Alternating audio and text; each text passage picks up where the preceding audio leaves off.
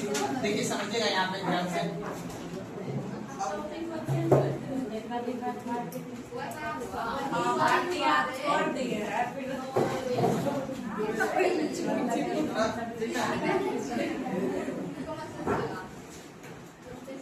चलिए आगे बढ़े।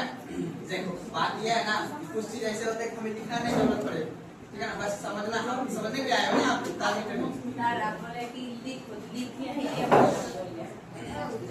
चलिए आगे बढ़ते हैं हम लोग। अब देखिए पीछे के टॉपिक में हम लोग कल आपको बताए थे भारतीय अर्थव्यवस्था में कृषि का महत्व, बताए थे ना। कृषि का महत्व मुख्य रूप से आपको बस याद रखना है 50.2%, यानी हमारे भारत के कुल जीडीपी का कृषि में कितना परसेंट योगदान है बाबू? 50.2। या तो कभी कभी आपसे पूछ रहे प्राथमिक क्षेत्र का कितना योगदान है, तो 15.2% याद रखना। और एक क्वेश्चन पूछता है आजादी के समय उस समय कितना परसेंटेज था, ये सवाल आपसे पूछे और भी हम डाटा ले लेंगे, ठीक है। तो फसल प्रतिरूपण को हम लोग समझ लेंगे। फसल प्रतिरूपण में मुख्य रूप से आपको देखिए याद रखना है कि जिस तरह की हमारे भारत की जो कृषि है वो किस पे डिपेंडेंट है बाबू? मानसून, यानी भारतीय के मानसून की विविधता है, आपको पता ही है। और देखिए कल भी हम एक बात बताए थे आपको कि अगर आपको ये जानना है कि भारत के पर्वतीय क्षेत्र का मानसून अलग प्रकार के है और भारत के दक्षिण क्षेत्र का मानसून बाबू अलग प्रकार के है। अब जब भारत के दक्षिण क्षेत्र का मानसून अलग प्रकार के है तो यहाँ पे आपको पता है यहाँ की कृषि अलग होगी और यहाँ की कृषि अलग होगी। अगर आपसे पूछा जाएगा कि सबसे अधिक मात्रा में कृषि किस क्षेत्र में होगा, तो जलोढ़ मिट्टी में। कहाँ पे होगा? जलोढ़ मिट्टी बोलो या मैदानी भाग बोलो, बात एक ही है। आपको याद रखना है जलोढ़ मिट्टी किन राज्य में पाया जाता है बाबू? पंजाब, हरियाणा और बिहार, उत्तर प्रदेश और वेस्ट बंगाल, कुछ असम के क्षेत्र में, ठीक है ना। इन क्षेत्र में जलोढ़ मिट्टी पाया जाता है और यहाँ पे एग्रीकल्चर प्रोडक्टिविटी ज्यादा है। बाकी आपको पता ही है कि कुछ लाल मिट्टी पाई जाती है और कुछ काली मिट्टी पाई जाती है। और दूसरी बात क्या है, जैसे अब विंध्याचल, अगर आपको ज्योग्राफी याद होगा तो आपको पता होगा विंध्याचल पर्वत उत्तर भारत और दक्षिण भारत की क्या करती है? अलग करती है। तो दक्षिण की भारत में आपको पता है कि प्रायद्वीपीय नदी है, उस नदी में उतना पानी नहीं है, जिस वजह से इधर की नदी में सिंचाई उतना अच्छा नहीं हो पाता है। ये अधिकतर ये जो है वर्षा पे क्या रहता है? निर्भर रहता है। हम लोग भी वर्षा पे निर्भर रहते हैं, लेकिन हमारे पास अगर वर्षा ना हो तो भी जो है हम जो है नारों के माध्यम से या नलकूपों के माध्यम से हम सिंचाई कर लेते हैं, क्योंकि हमारे इधर जो है हिमालयन नदी बहती है। कौन सी नदी बहती है? हिमालयन नदी। और दक्षिण के क्षेत्र में कौन सी बहती है? प्रायद्वीपीय। अब इसी आधार पे आपको ये समझना है, जहाँ पे बाबू प्रायद्वीपीय नदी बहेगी वहाँ पे बाढ़ नहीं आएगी, और बाढ़ नहीं आएगी तो यहाँ की मिट्टी में उतना नाइट्रोजन अर्थात पोषक तत्व की मात्रा नहीं होगी। जब पोषक तत्व की मात्रा नहीं होगी तो यहाँ की एग्रीकल्चर लैंड अलग प्रकार की होगी और यहाँ की एग्रीकल्चर लैंड अलग प्रकार की होगी। इसलिए याद रखना है गेहूं, मक्का यानी मोटे अनाज जिसको हम बोल देते हैं, ठीक है ना, एक तरह से याद रखना है। वो आपका किस क्षेत्र में पाया जाएगा? आपको जलोढ़ मिट्टी के क्षेत्र में पाया जाएगा, चाहे वो गेहूं हो, मक्का हो, धान हो, ठीक है ना, आलू हो, ये सभी चीज कहाँ पाया जाएगा? आपका जलोढ़ मिट्टी के क्षेत्र में पाया जाएगा। लेकिन जैसे ही आप चलोगे किस क्षेत्र में? मसाला वाला, मसाला समझते हो ना, मसाला और दलहन, याद रखिएगा दलहन फसल उस क्षेत्र में होगा जहाँ पे कम मात्रा में भी अगर पोटेशियम अर्थात यानी मतलब कम मात्रा में भी अगर खाद की मात्रा होगा तो भी दलहन फसल हो जाएगा। मेरी बात समझ में आ रहा है? आप याद रखिएगा विंध्याचल अर्थात मध्य प्रदेश राज्य में आपको पता है कि सोयाबीन सबसे ज्यादा कहाँ पाया जाता है? मध्य प्रदेश में, पता नहीं जी। और उसके बाद आपका दलहन फसल जो है आपका कहाँ पाया जाएगा बाबू? आपके मध्य प्रदेश में। मध्य प्रदेश के जैसे बाद आप महाराष्ट्र के क्षेत्र में आओगे, कर्नाटक के क्षेत्र में आओगे, तब केरल के क्षेत्र में आओगे, यानी तटीय क्षेत्र में आएगा तो इन क्षेत्र में आपका मसाला का खेती सर्वाधिक मात्रा में की जाती है। क्या वो काली मिर्च हो, ये सभी चीज का खेती कहाँ की जाती है बाबू? इस क्षेत्र में किया जाता है। यहाँ तक समझने में कोई दिक्कत? अब हमको ये बताइए, आप ही लोग से पूछते हैं, मसाला की खेती के लिए अत्यधिक तापमान चाहिए या कम तापमान चाहिए? अत्यधिक तापमान चाहिए, बोलो ना जी, अत्यधिक तापमान चाहिए। अब हमको ये बताइए तापमान इस क्षेत्र में ज्यादा है या इस क्षेत्र में ज्यादा है? क्यों? क्योंकि भूमध्य रेखा के ये नजदीक है। जैसे जैसे आप तो पढ़े भी होंगे आप लोग कि 0 डिग्री अर्थात भूमध्य रेखा से अगर आप उत्तरी ध्रुव की ओर बढ़ते जाओगे तो तापमान की मात्रा घटते जाएगा। ये तो कॉमन सी बात है। कॉमन सी बात इसलिए क्योंकि यहाँ पे ध्रुव है। अब उतना डिटेल नहीं जाएंगे ज्योग्राफी में, बस हमें ये समझ लेना है कि बाबू जहाँ पे जिस तरह की भौगोलिक सिचुएशन होगा उस आधार पे वहां पे एग्रीकल्चर होगा। लेकिन सरकार क्या करती है कि कुछ सब्सिडी के माध्यम से या कुछ योजना के माध्यम से चाह रही है हमारे देश में कि उत्पादन क्षमता क्या बढ़े, क्योंकि अपने देश में निम्न उत्पादन क्षमता है। जितना एग्रीकल्चर लैंड है उसके तुलना में उतना हम प्रोडक्टिविटी नहीं कर पाते, उतना उत्पादन नहीं कर पाते। इसीलिए सरकार हमारे देश में, मैं लिखाऊंगा अभी, अम्ब्रेला योजना अर्थात कृषि के मदद के लिए, कृषि के उन्नति के लिए, कृषि के विकास के लिए सरकार काफी ज्यादा योजना चलाती है। उसमें टोटल 8 योजना है। यही एग्जाम में पूछेगा आपसे, कोई दिक्कत के अंदर समझ में ना। अब हमको ये बताइए, एक चैप्टर आपने पढ़ा होगा उत्पादन, उत्पादन समझते हो?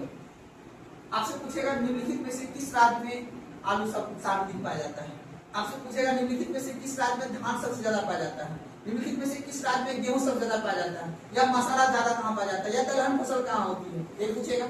बस आपको ऑप्शन देख के काम करना है। मोटा मोटी आपको बस मैंने जो इस क्षेत्र में क्या होगा बताओ, गेहूं और मक्का। क्यों? क्योंकि जलोढ़ मिट्टी तो है ही, ये तो ठीक है, लेकिन इसके पीछे भी कौन सा रेखा है? कर्क रेखा। और आपको ये बात पता है, कर्क रेखा, और यहाँ पे आपको अगर पढ़े होंगे तो आपको पता होगा इस क्षेत्र में कौन सा कटिबंध है बाबू? उष्णकटिबंध। और उष्णकटिबंध में तापमान क्या रहता है? ज्यादा रहता है। कंपेरिजन टू किस कटिबंध है बाबू? शीतोष्ण कटिबंध। अब हमारा भारत का दुर्भाग्य बाबू क्या है? दुर्भाग्य नहीं, मतलब देखो भौगोलिक सिचुएशन ऐसा है कि ऐसे करते हैं हम लोग, ज्यादा हो गया, ठीक है ना, ऐसे करते हैं। तो अब बताओ, यहाँ से जब हम ऊपर जाएंगे तो कौन सा कटिबंध आएगा? शीतोष्ण कटिबंध आएगा। अब शीतोष्ण कटिबंध का जब क्षेत्र आएगा, अब याद रखो मेरी बात को, अब जैसे जैसे तापमान घटता जाएगा, आपको पता है गेहूं एक रबी फसल है। कौन सा फसल है बाबू? रबी। और कम तापमान में क्या हो जाता है? गेहूं की खेती हो जाता है। आप देखते हो ठंडी दिन में गेहूं होते हैं ना बाबू, होते हैं ना, और उसके बाद कम पानी के बावजूद भी आपको पता है कि अपने देश में गेहूं हो जाता है। तो आप जैसे जैसे यहाँ बढ़ोगे ऊपर, तो एक राज्य आपको दिखेगा यहाँ पे पंजाब, और एक राज्य दिखेगा हरियाणा। इन राज्य में जलोढ़ मिट्टी होने के बावजूद भी यहाँ पे किसकी खेती हो रही है? गेहूं की। अब देखिए, धान की खेती के लिए तापमान चाहिए। क्या चाहिए बाबू? तापमान चाहिए। आपको पता है धान कब बोते हैं हम लोग? बताओ वो, बताओ मेरे, महीना बोलो, गर्मी नहीं बोलना है। कब बोते हैं? लगभग अक्टूबर के समय था। तापमान लगभग ठीक ठाक रहता है, वहाँ नहीं रहता है जी। कंपेरिजन टू किससे? दिसंबर के महीने से। अब बताओ, यहाँ पे ध्यान समझना, बात नहीं की जाती। अब देखिए, वेस्ट बंगाल का नाम सुने आप लोग? वेस्ट बंगाल का नाम सुना है ना? वेस्ट बंगाल से कौन सी रेखा गुजरती है? नहीं गुजरती है। अब वेस्ट बंगाल के दक्षिण का जो क्षेत्र होगा, यानी वेस्ट बंगाल पश्चिम बंगाल के राज्य के दक्षिण का क्षेत्र है ना, और यहाँ पे कौन सा मिट्टी पाया जाता है पता आपको? जलोढ़ मिट्टी। कौन सा पाया जाता है? क्योंकि नदी के द्वारा लाए गए अवसाद जब समुद्र में नदी गिरती है ना, तो नदी समुद्र में गिरने से पहले क्या बनाती है? मोहाना बनाती है। क्या बनाती है? मोहाना। और वो मिट्टी बहुत ही ज्यादा उपजाऊ होता है। और आपको पता है इस क्षेत्र में यहाँ पे सबसे ज्यादा खेती होगा चावल का हो, और उसके बाद तरबूज का हो, तकरीबन तो होता है ना। यानी वैसा चीज हमारी बात करो, इसे याद रख लेना आपको कि इस क्षेत्र में आपको यहाँ पे चावल की खेती क्या होगा? सर्वाधिक मात्रा होगा। जिस मिट्टी में, कहने का मतलब जो दलदली वाला मिट्टी होता है, आप धान में बोते हुए देखते हो तो पानी पूरा दे देते हैं, उसके बाद मिट्टी को क्या बना देते हैं? दलदली बना देते हैं, तब जाके क्या बोलते हैं?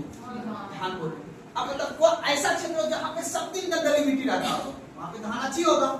कैसे? सुंदरबन का नाम सुने हो ना? तो अब बताओ, जब ये वाला क्षेत्र पूरा यही रीजन है कि वेस्ट बंगाल राज्य भौगोलिक सिचुएशन के हिसाब से इसको हर चीज मिला हुआ है, ठीक है ना? चालू कर दिया था। तो अब याद रखिए, क्योंकि वेस्ट बंगाल का उत्तर का भाग कौन सा है बाबू? पर्वतीय क्षेत्र। दार्जिलिंग वाला क्षेत्र कौन सा है? पर्वतीय क्षेत्र। वहाँ पे किसी का खेती हो जाएगा? चाय और कुछ घटना का। और जैसे नीचे आओगे तो चावल की खेती, उसके नीचे जैसे आओगे तो पूरा का पूरा हम लोग क्या कर लेंगे? मछली। अब बताओ, इसीलिए अंग्रेज ने सबसे पहले किस पे गुलाम बनाया? बंगाल। सबसे पहले अपना फैक्ट्री कहाँ हुआ? तो बंगाल में। क्लासी युग वगैरह पढ़े होंगे इतिहास। जिस तरह की भौगोलिक सिचुएशन होगी वहाँ पे उस तरह के आर्थिक विकास होगा, और जिस तरह की आर्थिक विकास होगा वहीं पे उस तरह की सामाजिक विकास होगा। रवींद्रनाथ टैगोर कहाँ पैदा हुए? नाम सुने हो ना? राजाराम मोहन राय कहाँ पैदा हुए? बोलो ना जी। सुभाष चंद्र बोस। समझा है मेरी बात ना? तो जिस तरह का भोजन उस तरह का दिमाग। सुना बात को ना, इसीलिए इस चीज को याद रखना है। ये राज्य को भौगोलिक सिचुएशन ठीक ठाक मिला है। आप बताओ इस राज्य में क्या पाया जाएगा बाबू? गेहूं। यहाँ पे आप बताओ, जब नदी हिमालय से निकलती है ना बाबू, जब नदी हिमालय से निकलती है तो उत्तर प्रदेश के क्षेत्र में आलू की खेती होती है। क्या होती है? आलू की खेती भी होती है और गेहूं की खेती भी होती है, क्योंकि उत्तर प्रदेश संजोग से पंजाब से बड़ा राज्य है। इस दृष्टि से क्षेत्रफल के यहाँ पे प्रति हेक्टेयर ज्यादा है, कम क्षेत्रफल में ज्यादा उत्पादन करते हैं। कहाँ पे? पंजाब में। लेकिन उत्पादन की क्षमता में सबसे ज्यादा गेहूं कहाँ होगा? उत्तर प्रदेश में। मेरी बात समझ आ रहा है? बाकी बाबू यहाँ पे दर है, इधर मसाला ऑप्शन को देख के धीरे धीरे करके आप लोगों को जान लेना। आप एक एक करके डाटा आपको लिखा देंगे तो टेंशन नहीं लेंगे, कोई दिक्कत नहीं ना। अब हमें समझना है फसल प्रतिरूपण, अर्थात जिस तरह का जहाँ पे जलवायु होगा अर्थात मानसून होगा, उसी आधार पे वहां पे वर्षा होगी और उसी आधार पे वहां की क्या होगा? फसल होगा, यानी फसल का प्रतिरूप होगा। कहाँ पे किस तरह का फसल पाया जाता है। अब बताओ, कोई फसल ऐसा होता है जो 2 वर्षीय होता है, कोई फसल ऐसा होता है जो 1 वर्षीय होता है। कहने का मतलब समझे, एक ही वर्ष में 2 बार फसल होता है। तमिलनाडु राज्य में चावल की भी खेती होती है। क्यों? कि जब अपने लोग कंबल ओढ़ के सोते हैं ना, ये नहीं सोता। जब याद रखना है, जब दिसंबर के महीने में अपने यहाँ का तापमान, एग्जाम्पल दे रहा हूं, बिहार का तापमान बाबू जब यहाँ पे 17 डिग्री सेल्सियस होगा तो यहाँ पे 29 डिग्री सेल्सियस होगा। जम्मू कश्मीर वाला राज्य के लिए जब यहाँ पे तापमान बाबू 2 डिग्री सेल्सियस होगा तो यहाँ पे 29 डिग्री सेल्सियस होगा। एक ही देश में अलग अलग तापमान, और जब अलग अलग तापमान होगा तो बाबू तब जानते ही बात, तो अलग अलग क्या होगा? फसल भी होगा, है या नहीं बात? एक ही समय में, एक ही दिन में अलग अलग तापमान होता है। इसी को बोलते हैं हमारे देश में डाइवर्सिटी है, विविधता है। किस चीज का? जलवायु का, मानसून का विविधता अपने देश में। इसीलिए वर्षा का भी क्या है? विविधता है। कोई दिक्कत नहीं आता समझ में? इसी के आधार पे हमारे देश में फसल का भी अलग अलग प्रकार है। कोई दिक्कत? किसी को सवाल नहीं ना पूछना है? अब नोट कर लेते फटाक से।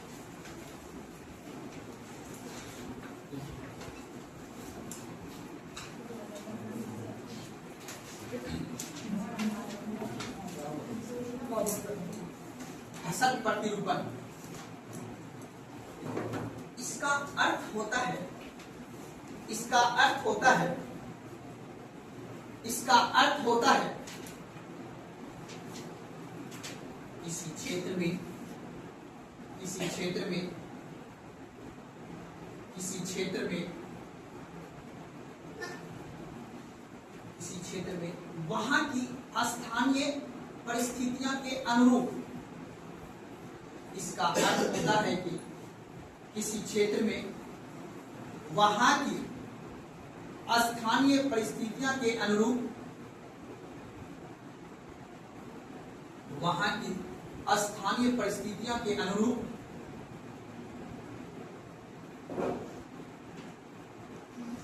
स्थानीय परिस्थितियों के अनुरूप। अब जाना एक मिनट के लिए।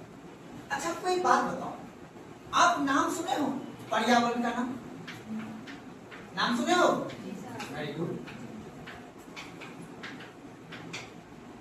पारिस्थितिकी का नाम सुने हो? जैव विविधता का नाम सुने हो? जैव मंडल का नाम सुने हो?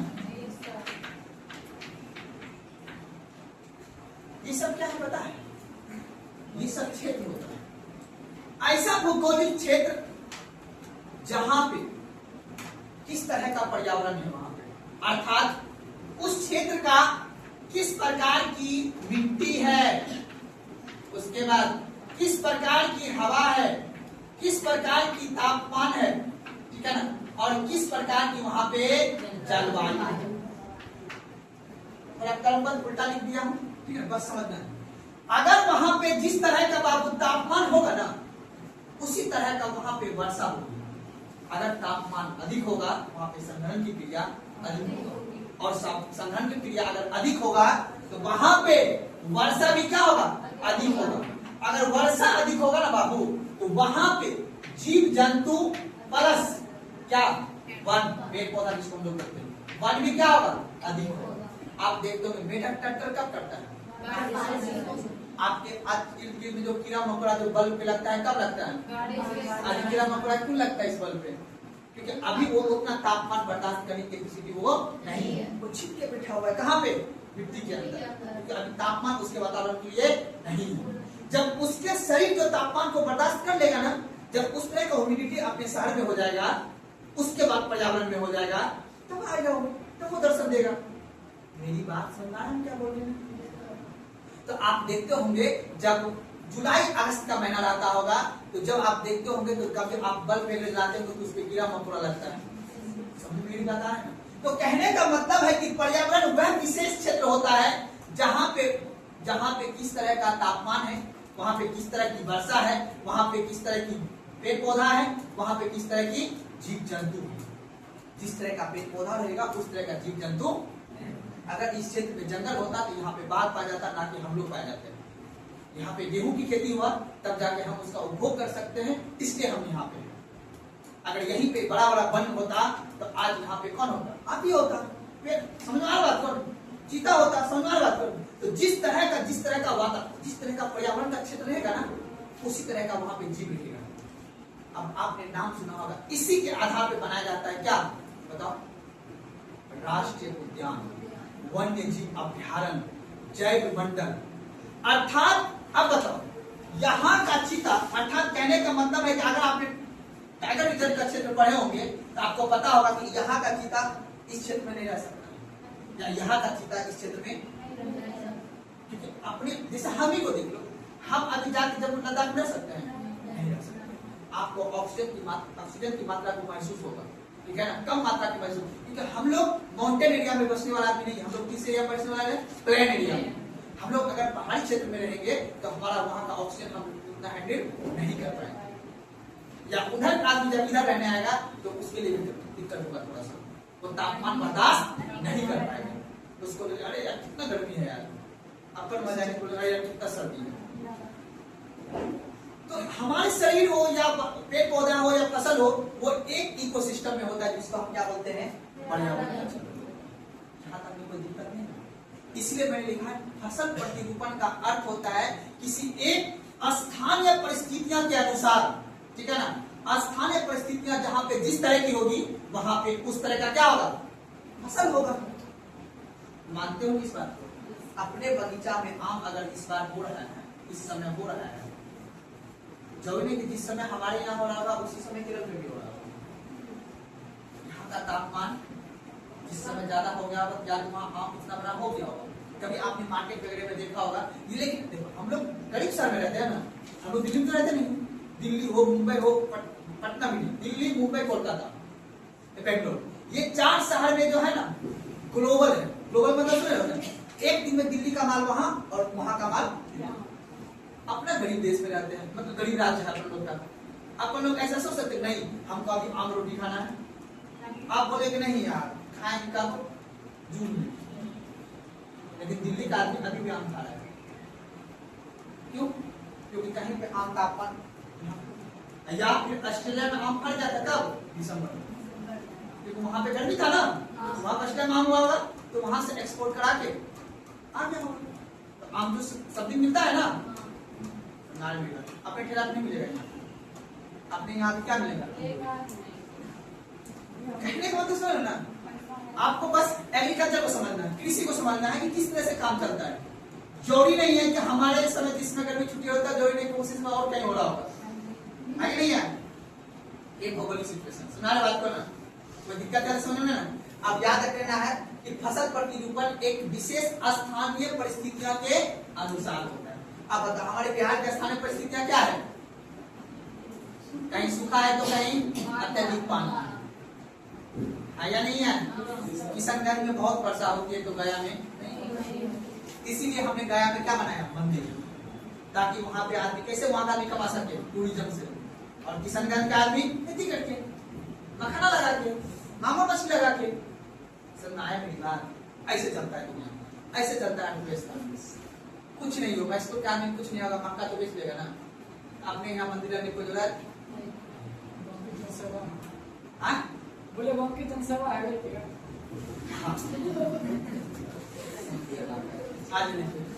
ठीक है ना। किसी क्षेत्र विषय क्या लिखेंगे, किसी क्षेत्र में वहां की स्थानीय परिस्थितियों के अनुरूप, जैसे जैसे मिट्टी का प्रकार, जैसे मिट्टी का प्रकार, जैसे मिट्टी का प्रकार, कोमा मिट्टी की उर्वरकता, मिट्टी की उर्वरकता, मिट्टी की उर्वरकता, मिट्टी की उर्वरकता, कोमा जल की उपलब्धता,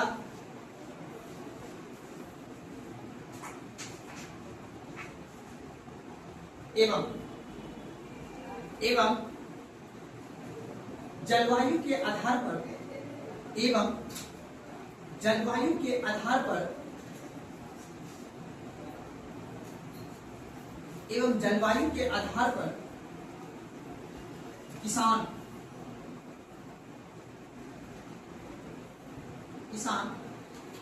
खेती के लिए, किसान खेती के लिए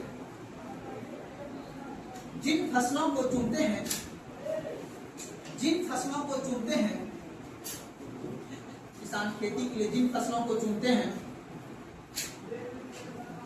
वह उस क्षेत्र का, वह फसल उस क्षेत्र का, वह फसल उस क्षेत्र का फसल प्रतिरूपण कहलाता है।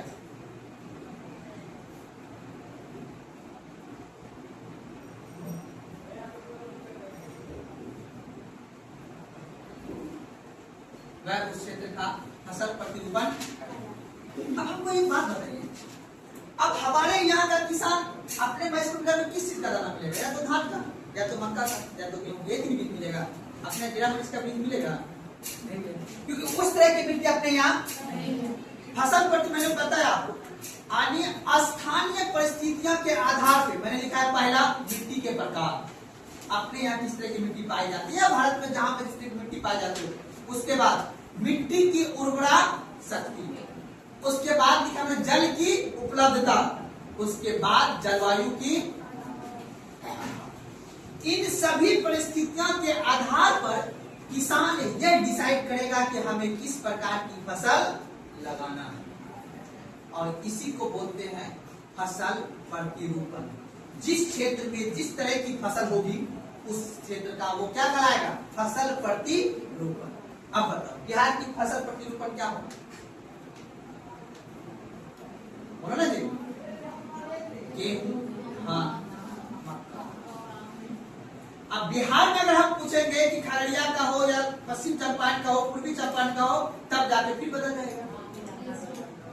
लेकिन देश लेवल पे पूछना है तो उस हिसाब से उसको जवाब देना है, क्योंकि देश लेवल में पूरा बिहार में हमारे यहाँ जरूर मिट्टी पाया जाता है ना। देश लेवल पर अगर मिट्टी की बात करेंगे तो मिट्टी 8 प्रकार की होती है, और उसके बाद यहाँ की उर्वरा शक्ति की भी बात करेंगे। तो मैंने बताया स्थानीय परिस्थिति में मैटर करता है मिट्टी के प्रकार, उर्वरा शक्ति कितना है उस मिट्टी में, वहां पे जल किस पर जल उपलब्ध है या नहीं है, ठीक है ना, और वहां पे जलवायु अर्थात वर्षा किस तरह की। इन 4 आधार पे किसान ये डिसाइड करती है कि हमें किस तरह की फसल।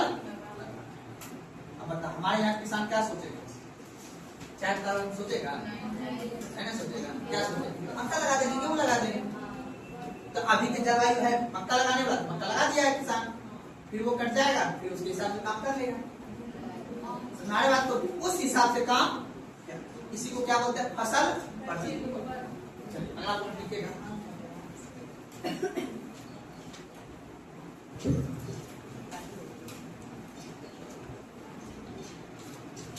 लिखिएगा फसल प्रतिरूपण को प्रभावित करने वाले कारक, कॉपी लिखिएगा, फसल प्रतिरूपण को प्रभावित करने वाला कारक।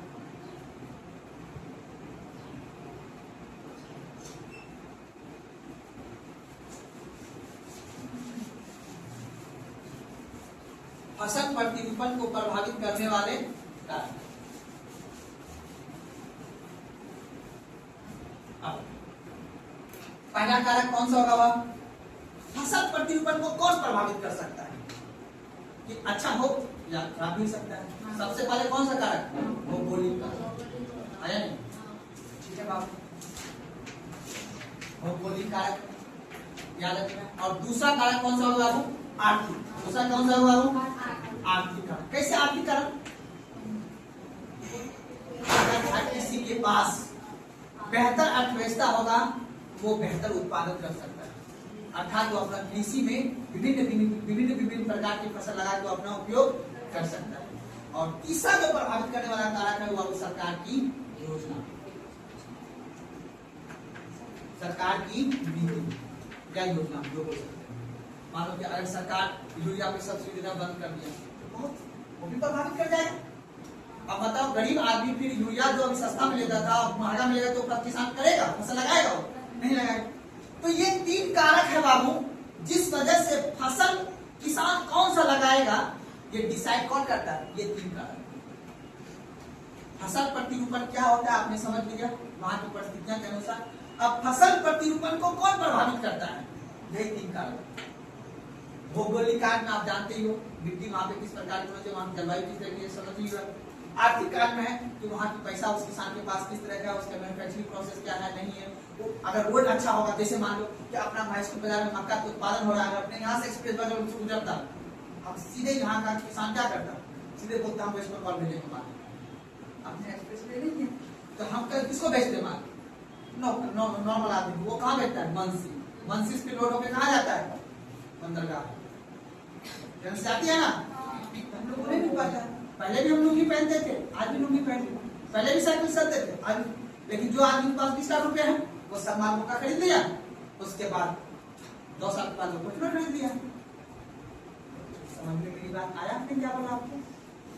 अगर आपको आर्थिक स्थिति अर्थात हमारे देश हमारे राज्य की परिवहन व्यवस्था अच्छी होगी तो ऑटोमेटिक यहाँ का किसान अच्छा उत्पादन करेगा।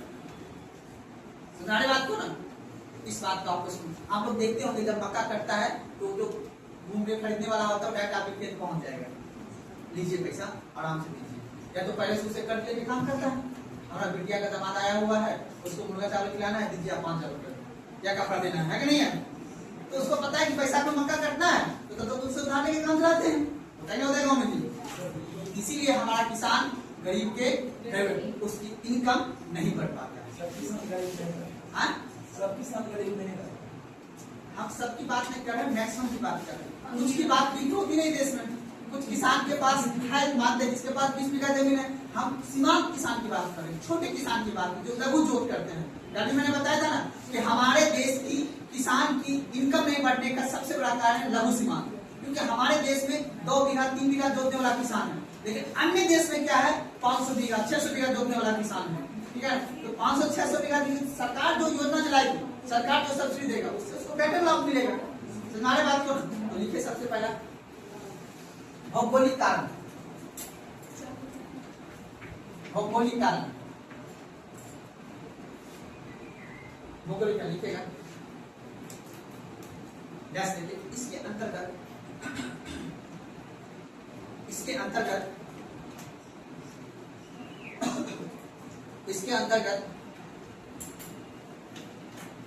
मृदा के प्रकार एवं उर्वरकता,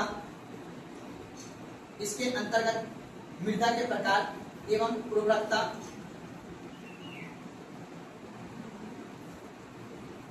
कोमा मिट्टी में नमी की मात्रा,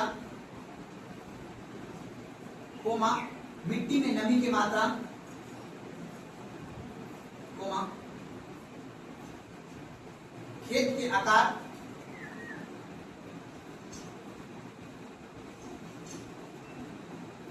कोमा जल की उपलब्धता,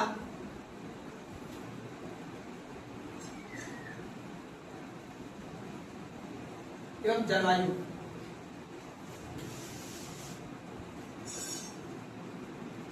कोई दिक्कत? वही बात को लिखा दिया हूं, अलग नहीं कुछ।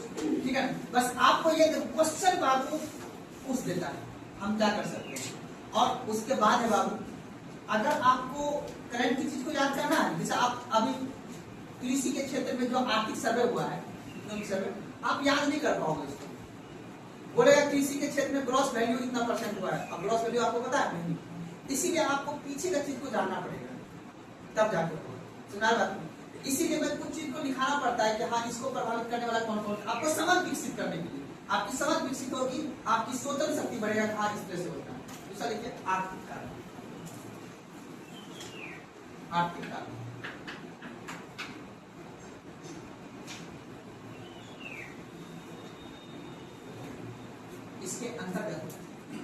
इसके अंतर्गत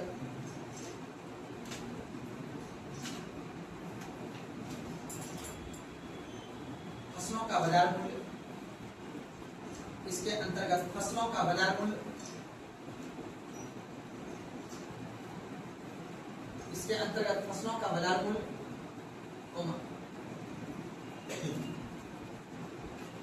सिंचाई की सुविधा, सिंचाई की सुविधा,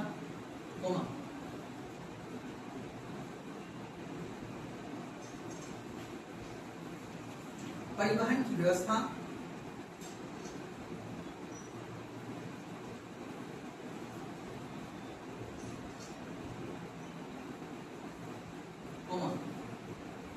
स्वयं की खाद्य आवश्यकताएं, स्वयं की खाद्य आवश्यकताएं,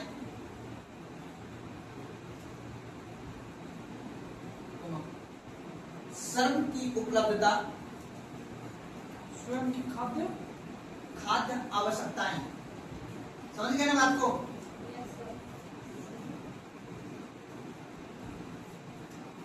और लास्ट क्या लिखा है जी? श्रम। ये सप्लीमेंट्री कौन सा करता है बाबू?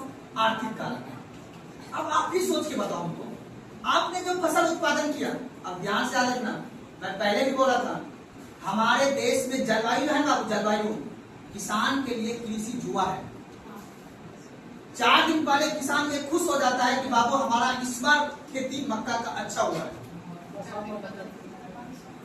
अभी जो किसान अपने खेतों के आरी पे जो सलजम लगाया था ना, उसको पता था कि हमको मार्केट में मैसूर बाजार में क्या करना है, बेचना है, लेकिन वो बारिश ने उस फूल को क्या किया, गिरा दिया।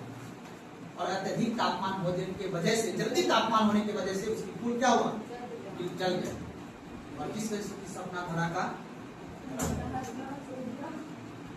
छोटी बात है। तो हम लोग गांव में रहते हैं ना, तो गांव में हो रहे घटनाएं को एब्जॉर्ब करके ही एग्जाम्पल देंगे जी, होता है ना, तो बता ऐसा करता है ना आदमी। Yes sir. हम लोग या आप लोग करते होंगे या हम लोग भी करते हैं इस तरह का, जो भी आदमी जिसमें निर्भर होता है कि सदन को बेचना है उस हिसाब से। तो याद रखना है, हमारे देश में जलवायु के निर्भरता पे ही क्या होता है, कृषि एक जुआ है। अब उसी जुआ में बाबू पता है ना, हमारे देश में सरकार आर्थिक कारण को भी मजबूती, मतलब आर्थिक कारण, अगर आप मार्केट में मक्का का दाम या गेहूं का दाम कम हो जाएगा, अब बताओ किसान का पेट कैसे भरेगा? नहीं भरेगा जी। आप बताओ, अभी गेहूं का दाम है 30 रुपए, लेकिन आज से 20 दिन के बाद, अर्थात 1 महीना के बाद गेहूं का दाम हो जाएगा 22 रुपया, 28, 25 रुपया, इस तरह से मार्केट प्राइस कम हो जाएगा। अब किसान जिस समय बोल रहा था ना, उस समय उसको पता था कि 20 रुपया दाम है। तो ये चीज होता है, तो मार्केट में फसलों का मूल्य देख लेना। और दूसरा चीज मैंने बताया आपको, जो बाबू दूसरा चीज क्या लिखा है मैंने, सिंचाई की सुविधा होनी चाहिए, है ना। सिंचाई की अगर बेहतर सस्ता सिंचाई की सुविधा होगा तो आर्थिक लागत कम लगेगा आपका। और नेक्स्ट बताया मैंने परिवहन की सुविधा। परिवहन की सुविधा, अगर मान लेते हैं कि आपका खेत बगल से रोड गया हुआ है, या आप जहां भंडारण किए हो वहां से रोड गया हुआ है, तो आप उसको बेहतर उपलब्ध पैसा करा सकते हैं। मानते इस बात को? तो इन्हीं सब कारण क्या मदद करता है जी, आर्थिक कारण। अब आता सरकार, देखिएगा सरकार की नीति, सरकार की नीति देखिए, सबसे पहले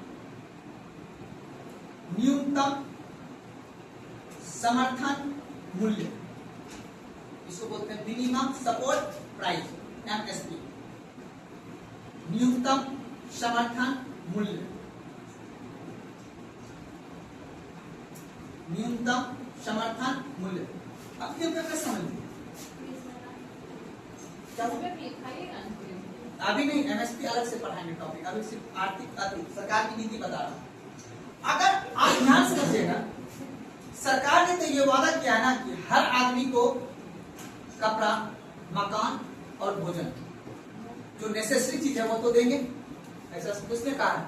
संविधान लिखा हुआ आपकी प्रस्तावना में। अब सरकार आपको खाना उपलब्ध कराने के लिए, जो गरीब आदमी जो अपना खाना भी नहीं पूर्ति कर पा रहा है, उसके तो सरकार खाना देगा, एक टारगेट।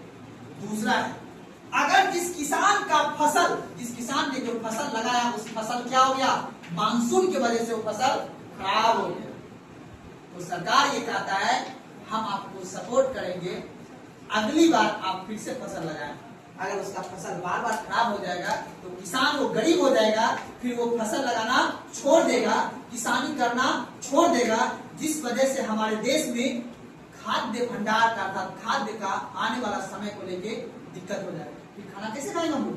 किसान अगर खेत में चावल उत्पादन नहीं करेगा तो आप चावल कैसे खाइएगा?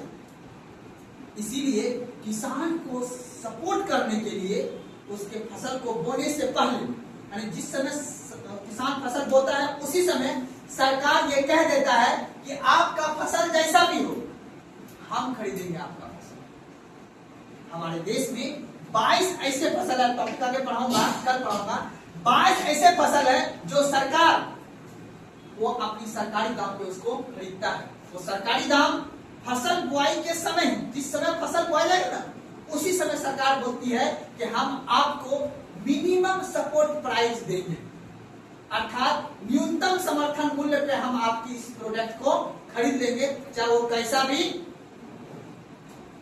उसको बोलते हैं मुआवजा। अच्छा फसल तो कोई भी खरीद लेगा, अगर आपके खेत में अच्छा गेहूं होगा, अच्छा धान होगा, उसका तो व्यापारी बहुत सारे मार्केट में। लेकिन अगर आपकी फसल खराब है तो फिर सरकार को क्या करेगी? आपको सपोर्ट करेगी ना, सरकार आपकी फसल को खरीदेगी।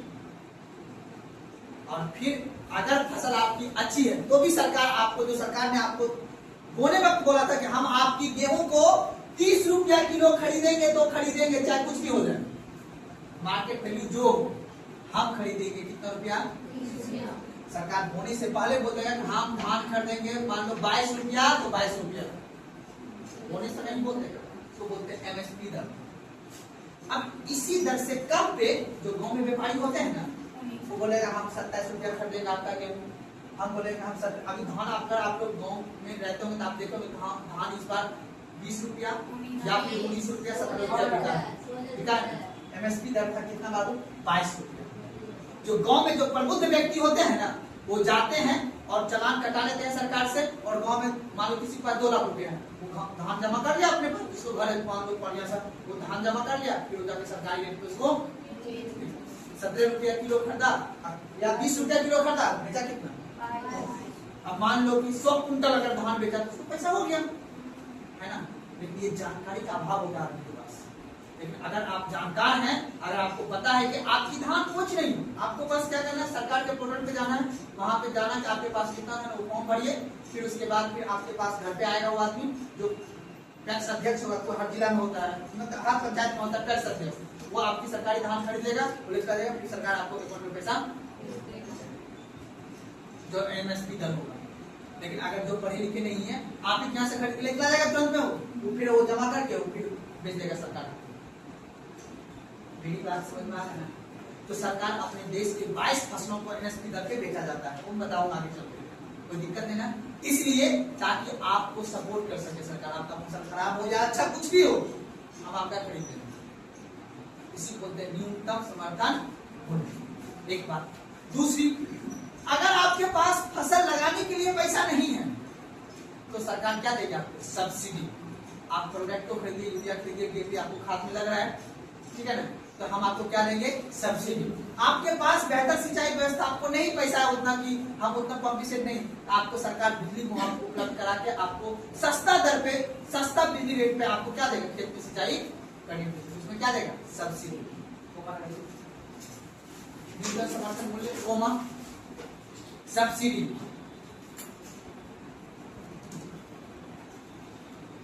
कोमा फसल बीमा योजना के तहत सब्सिडी कोमा फसल बीमा योजना के तहत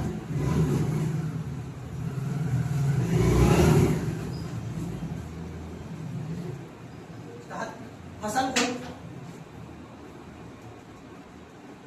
सुरक्षित करना,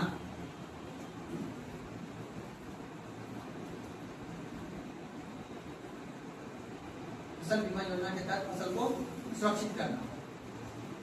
मेरा समझ में आया? आपने फसल बीमा योजना का नाम सुना हो ना?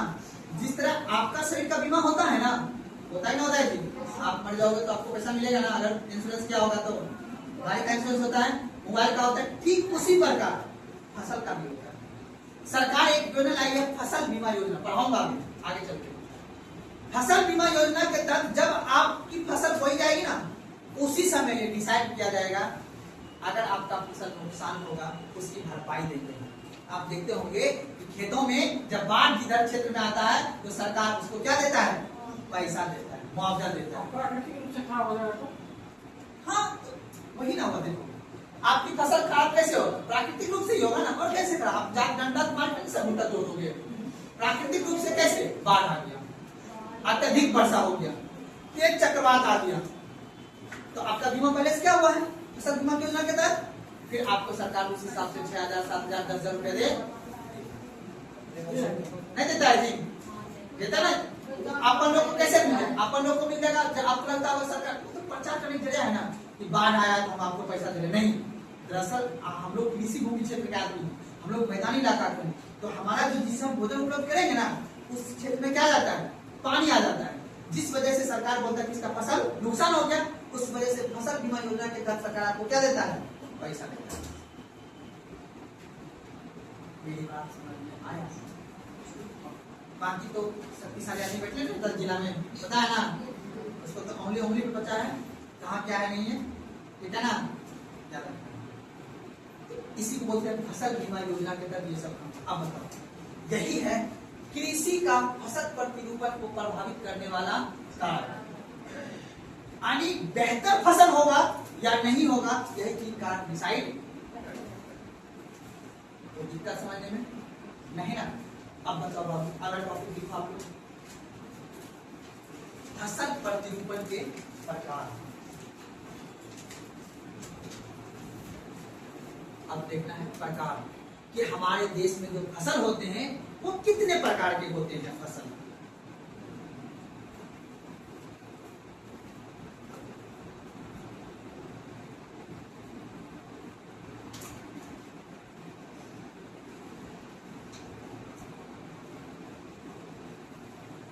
फसल प्रतिरूपण के अब याद, मैंने पहले भी बताया, मिट्टी और मिट्टी की उर्वरा शक्ति और क्या जलवायु, इन्हीं आधार पर कहां पे किस तरह का फसल लगेगा ये डिसाइड करेगा।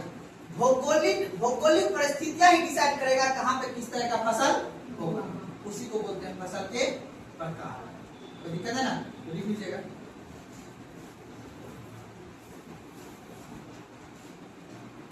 ठीक है, खेती करने के तरीके एवं खेती करने की तरीके एवं मिट्टी की उर्वरकता को बनाए रखने के लिए खेती करने के तरीके एवं मिट्टी की उर्वरा शक्ति को बनाए रखने के लिए मिट्टी की उर्वरा शक्ति को बनाए रखने के लिए मिट्टी की उर्वरा शक्ति को बनाए रखने के लिए इसे निम्न प्रकार में बांटा गया है। इसे निम्न प्रकार में बांटा गया है।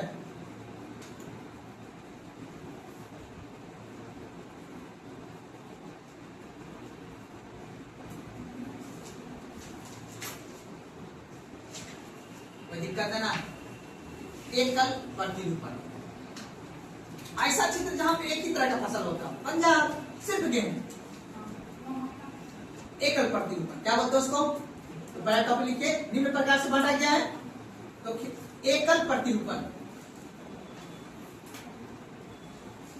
एकल प्रतिरूपण।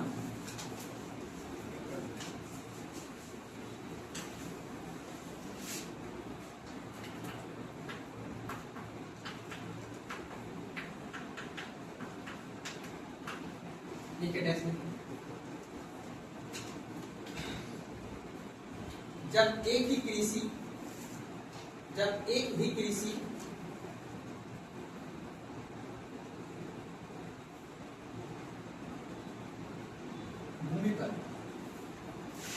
ही कृषि भूमि पर वर्ष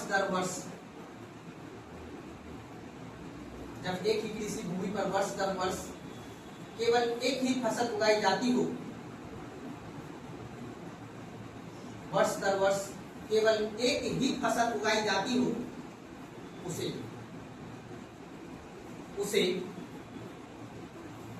एकल प्रतिरूपण कहते हैं। उसे एकल प्रतिरूपण कहते हैं।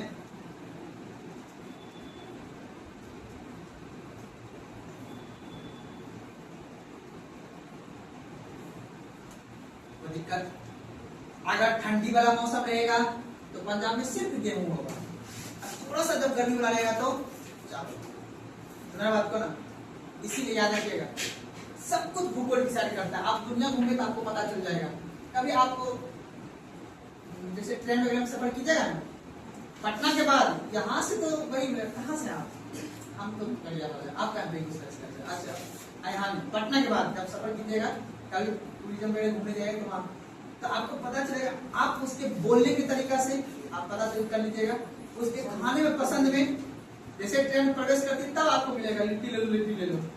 जैसे ट्रेन कहाँ से क्रॉस किया, पटना के बाद जैसे बनारस के बाद मुगल शहर क्रॉस किया, समझ में आ रहा बात को ना, तो उधर कुछ और मिलने लगे, सब मौसम हर चीज में आलू रहेगा, उधर पेठा होता है, ठीक है ना।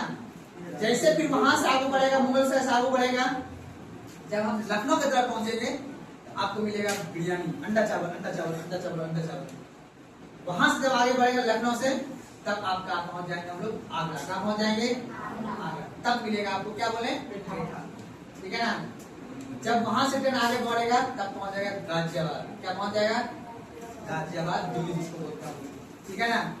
तो कहने का मतलब हमने अब क्या बोला आपको, जिस तरह का जहाँ पे मिट्टी है वहीं पे उस तरह का भोजन होता है, और वही पे उस तरह का आदमी को भोजन पसंद होता है। कभी आप दिल्ली में पढ़िएगा ना, अपन लोग क्या है कि नदी किनारे का लड़का है ना, तो अपन लोग जैसे मान लो यहाँ ध्यान से, अब मान लो कि अपन यहाँ पे है, अब दिल्ली के क्षेत्र का और ये है सर, दिल्ली बोलते हैं आपका लैंग्वेज चेंज होता है। क्या बोला भाई, बोले दिल्ली का नाम लेते हैं आपका लैंग्वेज चेंज होता है। क्या हम उर्दू बोल रहे हैं, हाँ सर, आपका क्या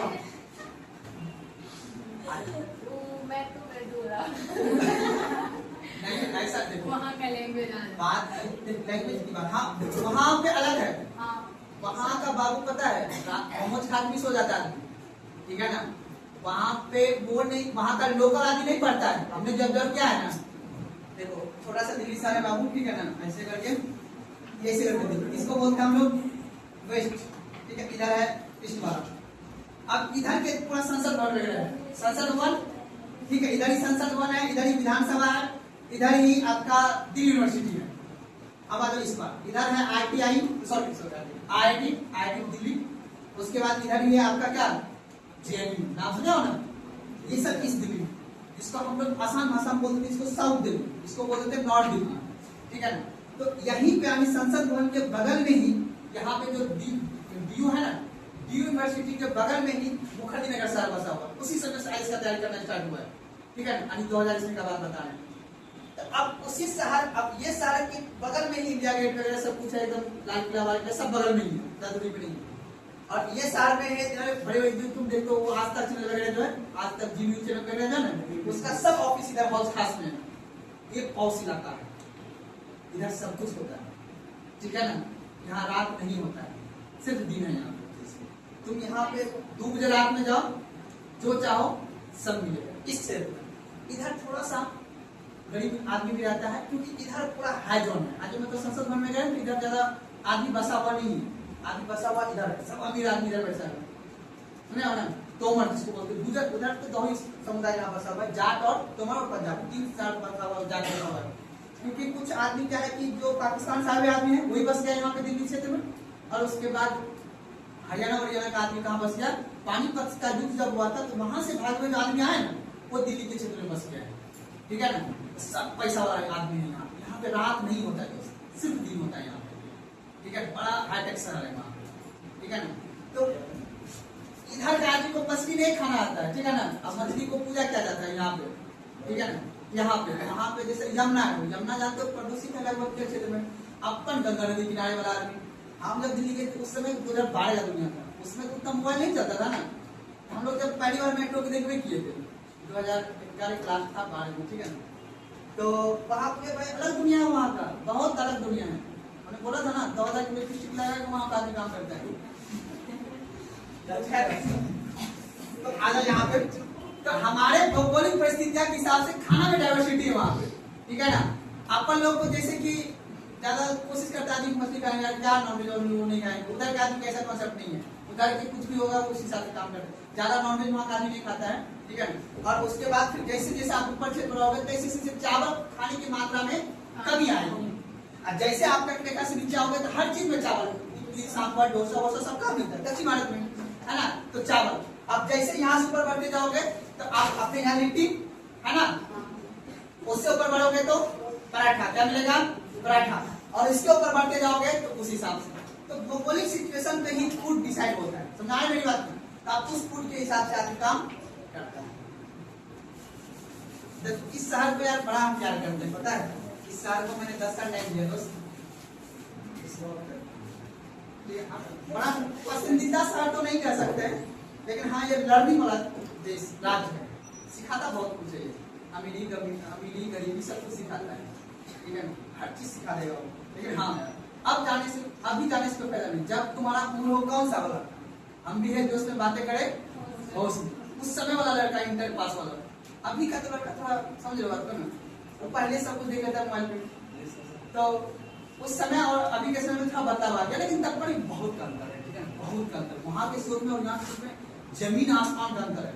वहाँ पे बगल में मरता है तो उसको पता नहीं रहता कि मरा है आदमी, ठीक है ना। वहाँ पे क्या मतलब है, कौन मरा उसको मतलब नहीं है। एक क्या मोदी मरेगा तब वहाँ का आदमी को पता चलेगा अच्छा वो मर गया, बाकी वहाँ का आदमी को कोई मतलब नहीं है, वहाँ सिर्फ पैसा, ठीक है ना। और उसके बाद वहाँ पे समझ बात को ना, वहाँ मैटर नहीं करता है कि हमारा लोग क्या इज्जत, ऐसा नहीं है वहाँ पे।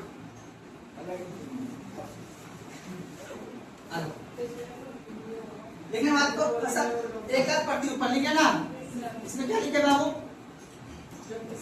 वर्ष दर वर्ष एक ही फसल उत्पादन किया जाता है। लिखेगा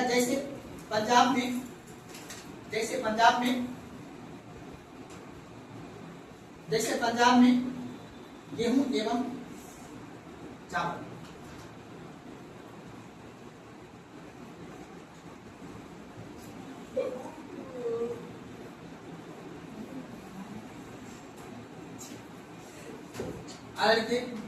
मिश्रित प्रतिरूपण,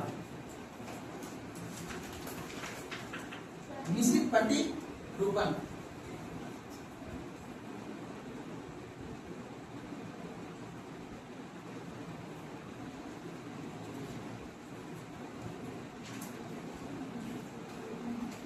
जब एक ही भूमि पर जब एक ही भूमि पर एक ही साथ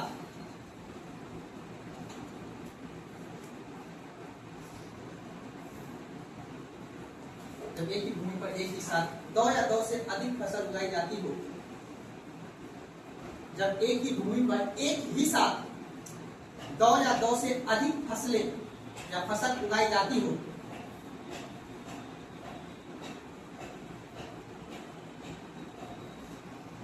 उसे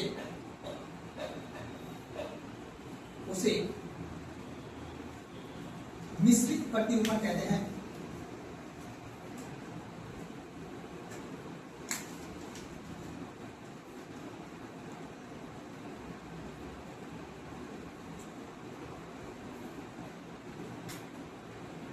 उसे मिश्रित प्रतिरूपण, जैसे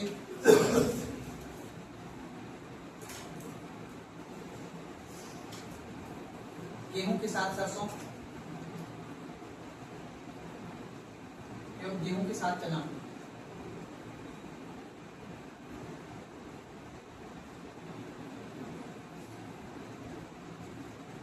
मक्का साथ मटर होता है जी। हाँ, मक्का साथ में मटर होता है। सरसों बस समझ लेना, बस समझ लेना। गेहूं के साथ सरसों नहीं है ना। अरे जी एक बगल में खेत तुमने लगा देता है या साथ में भी लगा देता है। और गेहूं के साथ चना लिखिए ना। ये दो एग्जाम्पल काफी है, लिखिएगा अगला पर किसी में। इसमें बीजों को आपस में मिलाकर बोया जाता है। इसे या इसमें बीजों को आपस में मिलाकर बोया जाता है। इसमें बीजों को आपस में मिलाकर बोया जाता है और इसकी कोई निश्चित कतार नहीं होती है। इसमें बीजों को आपस में मिलाकर बोया जाता है और इसकी कोई निश्चित कतार नहीं होती है।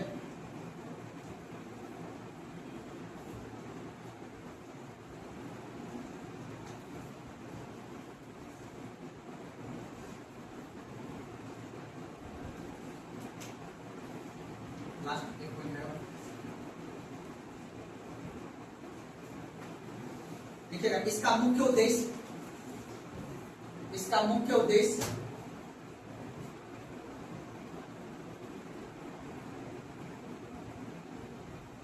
इसका मुख्य उद्देश्य फसल खराब होने की जोखिम को कम करना। इसका मुख्य उद्देश्य फसल खराब होने की जोखिम को कम करना। समझ में आ गया बात ना। अगर मान लेते हैं गेहूं खत्म, गेहूं के साथ सरसों बो दी है, ठीक है। अगर गेहूं कुछ खराब भी हो गया तो सरसों से हम उसका पूर्ति कर लेंगे, या सरसों खराब हुआ तो गेहूं उत्पादन, तो कम फसल का जोखिम हो। चलिए अगला पॉइंट लिखिएगा अंतर प्रतिरूपण। लिखिएगा अंतर प्रतिरूपण।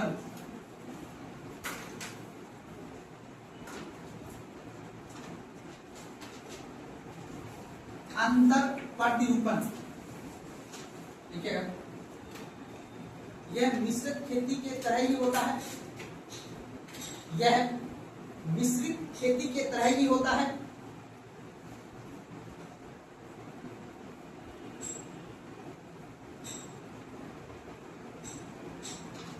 लेकिन इसमें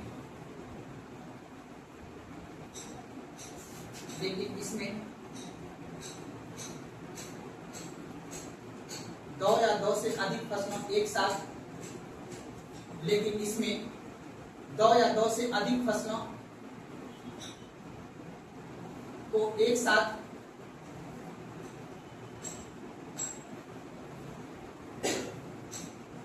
दो या दो से अधिक फसलों को एक साथ निश्चित कतार में उगाया जाता है। निश्चित कतार में उगाया जाता है।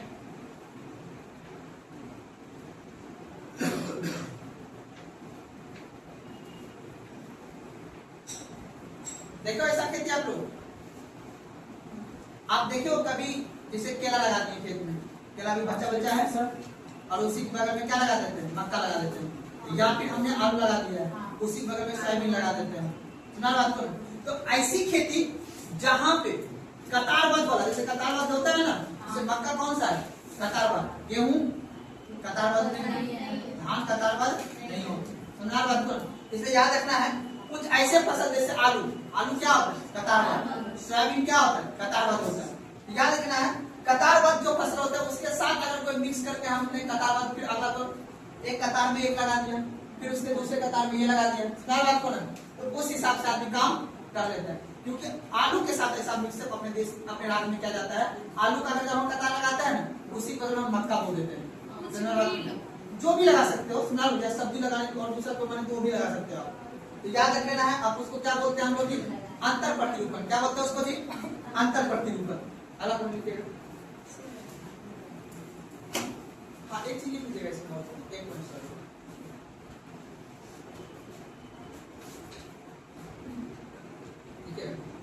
जैसे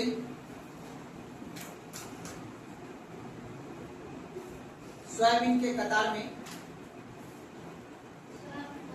सोयाबीन कतार में नहीं होता है। आलू के कतार में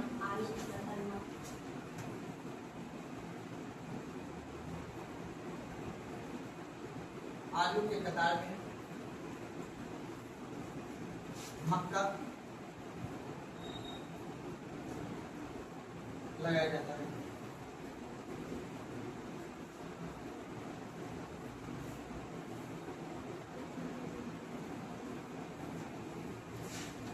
देखिए अगला प्रश्न, इसमें फसलों के बीच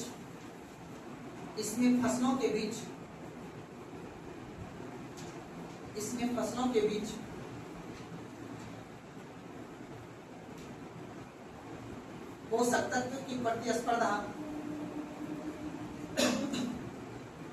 इसमें फसलों के बीच पोषक तत्व के लिए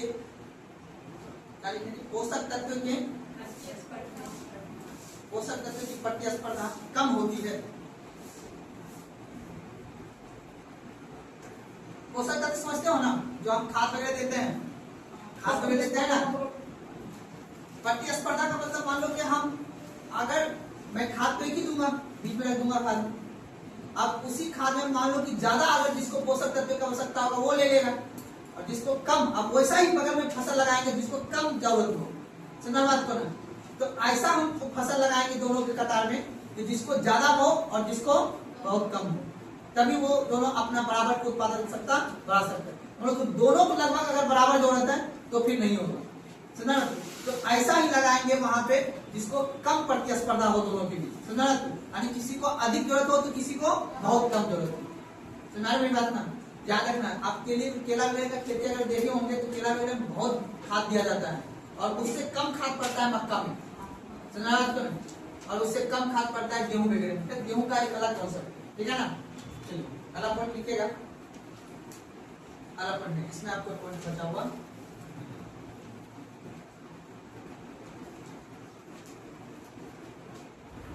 चलेगा, लिखिएगा फसल चक्रण। लिखिएगा फसल चक्रण।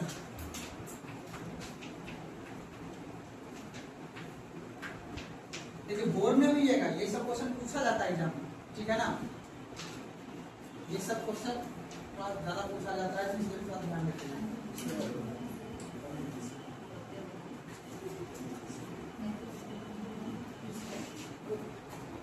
लिखिएगा इसके अंतर्गत एक ही भूमि पर, इसके अंतर्गत एक ही भूमि पर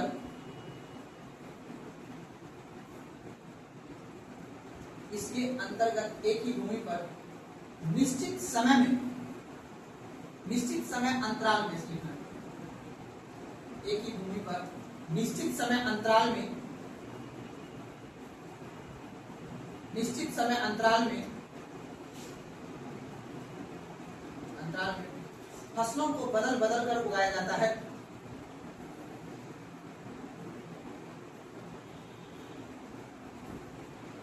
फसलों को बदल बदल कर उगाया जाता है।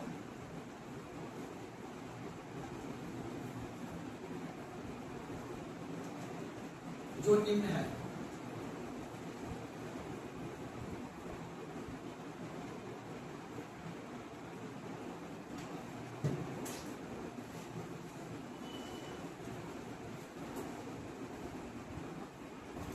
कपास की खेती देख सुने हो ना?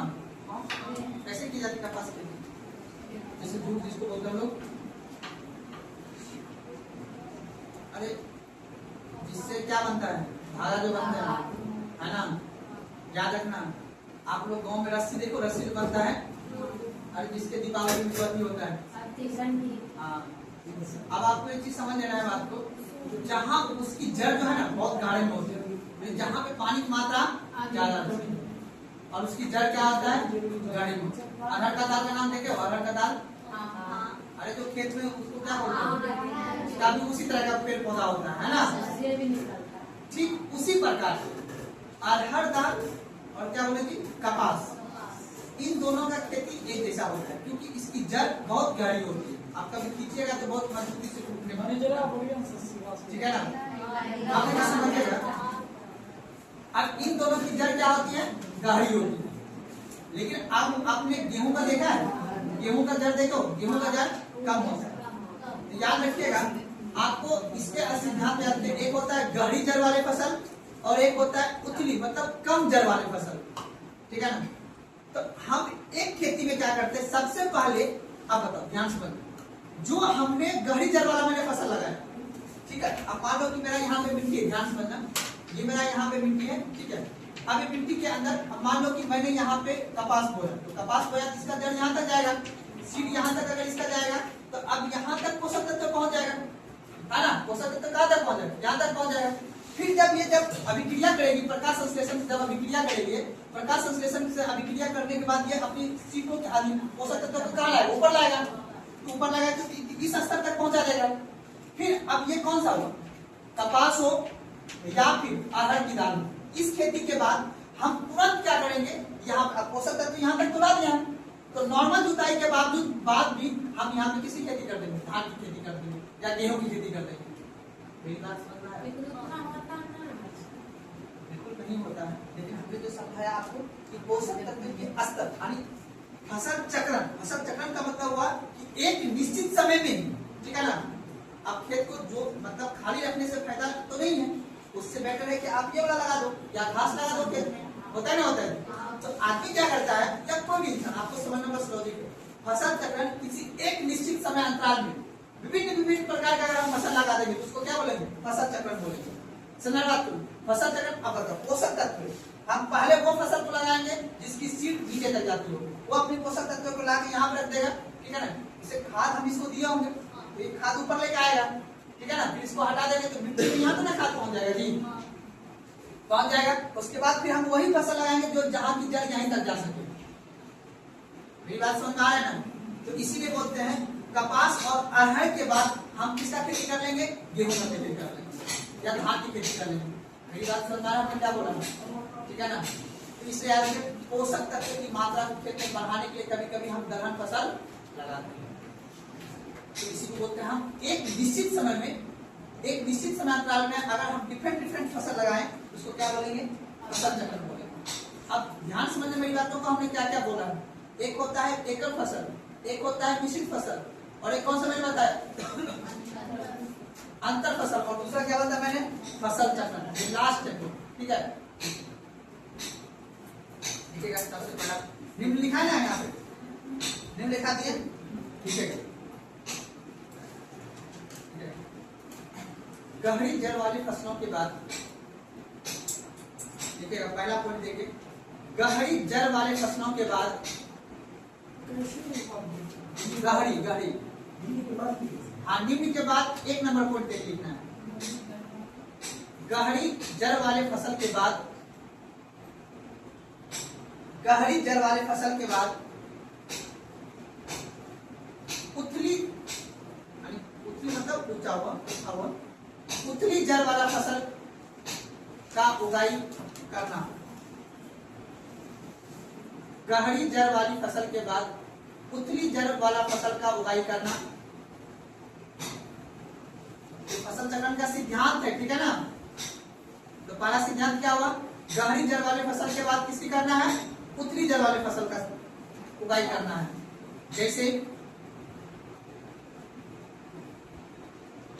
जैसे कपास या अरहर के बाद, जैसे कपास या अरहर के बाद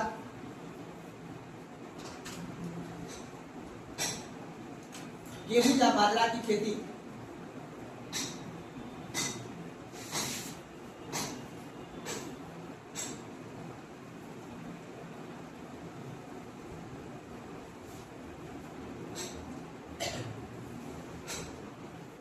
इस तरह करने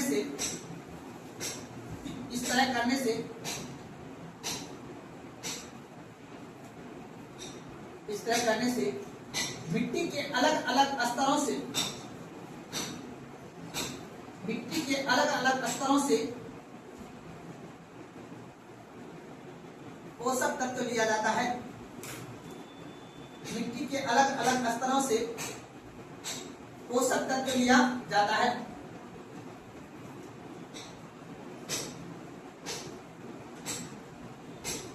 ये वह फसल चक्रण का पहला सिद्धांत, ठीक है ना। पहला सिद्धांत क्या बोले हमने, गाढ़ी जड़ वाले के बाद साथ कौन सा फसल लगाएंगे, कम जड़ वाला, ठीक है ना। अरहर दाल के बाद कौन सा फसल लगाएंगे, गेहूं की। क्यों, आपने पढ़ा होगा अगर मिट्टी, तो आपको पता है मिट्टी के कई सारे स्तर होते हैं, ए बी सी ऐसे पढ़े हो ना। तो अब उसी स्तर के हिसाब से हम, ताकि मिट्टी के अलग अलग स्तर से हम अलग अलग तरह के पोषक तत्व ले सके। सुना बात को, अगर हम दाल की फसल लगाएंगे उसकी सीट नीचे तक जाएगी तो उसमें उस तरह का पोषक तत्व आएगा।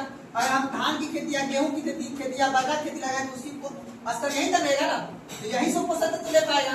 तो इसीलिए फसल चक्र में हम क्या करते हैं कि एक निश्चित समय में कई प्रकार के फसल लगाते हैं। सुनाएगा तो पहला क्या हो गया आपको, पहला कौन सा सिद्धांत हुआ, बड़े सीड वाले के साथ कम सीड वाले। दूसरा लिखिए, अधिक खाद वाले फसल के बाद, अधिक खाद वाले फसल के बाद कम खाद वाला फसल, अधिक खाद वाले फसल के बाद कम खाद वाला फसल। जैसे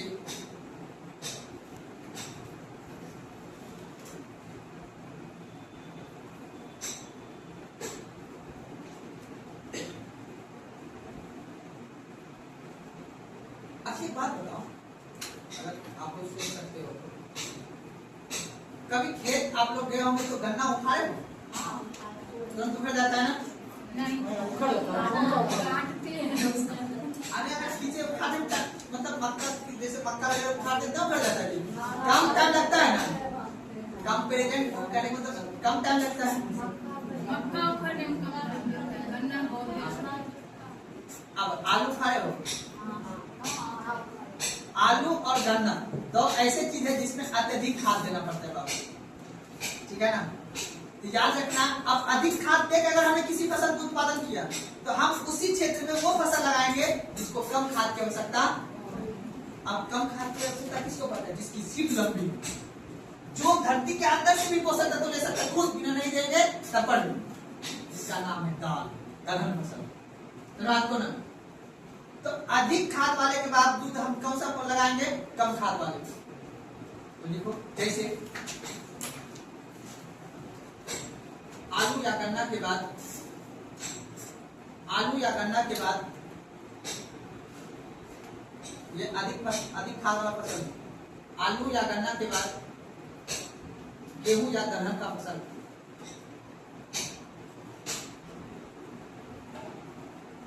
गेहूं या दलहन की फसल उगाना।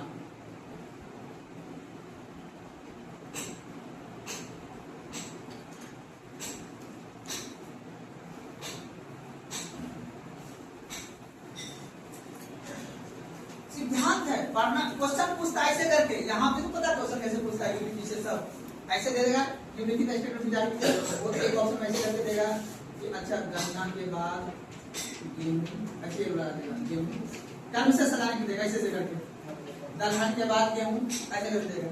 ये क्वेश्चन किसी से बनता है, उसी से बनेगा जो सर पे पढ़ा होगा, उसके साथ साथ ये कॉन्सेप्ट भी पढ़ा होगा तब, ठीक है ना। और मैंने पहले भी बता दिया, दूसरा ऐसे नहीं देखना है, बस एक चीज दिमाग में क्या रखना है, कोचिंग पढ़ने का एक फायदा है, जो यूट्यूब पे मिल रहा है वो भी काम मिलेगा, तो फायदा क्या है बात पढ़ने, आराम से मुझे पढ़ो, बैठे क्या दिक्कत है, फुल हवा में, है ना। जो छिपाई जा रही है ना, उससे रिजल्ट बनेगा। अगर रिजल्ट बनाना है तब पढ़ तो सब रहेगा, 100 क्वेश्चन में 40 क्वेश्चन तो सबसे सही होगा, उसका तो यूट्यूब पे वीडियो डाला हुआ है, या कोर्स लोगे 500 में वो मिल जाएगा, ठीक है ना। उसको कौन सा कोर्स बोलते हैं लड़की, वो जो कोर्स वाले जो बैठे हुए पटना भाई साहब लोग, अब याद नहीं है उसको, अमृत फूड क्या बोलते हैं, तो लिखेगा बताएंगे, लिखिए। अभी जो इस का एग्जाम हुआ था, दरोगा वाला एग्जाम हुआ था ना, लड़का लोग फाइट किया था कि आपने पढ़ाया तो क्वेश्चन ही नहीं आया, टॉनिक, हाँ सही बोला लेकिन, तो बोलते टॉनिक पियो ना शॉर्ट टाइम वाला, उससे सिर्फ मोटापा आएगा, ठोस नहीं होगा, ठीक है ना। क्या, इसलिए याद रखना मेरी बात को कि टॉनिक नहीं पीना है, यहाँ बाकायदा टाइम देके स्टेप बाय स्टेप आगे बढ़ना है ताकि तुमको कोई गिरा ना सके। कैसनो क्वेश्चन पूछे पूछ लो, कोई दिक्कत नहीं। नेक्स्ट लिखिएगा दलहन फसल के बाद, हाँ दलहन फसल के बाद, हाँ अगला पॉइंट देखिए, दलहन फसल के बाद मोटे अनाज का फसल।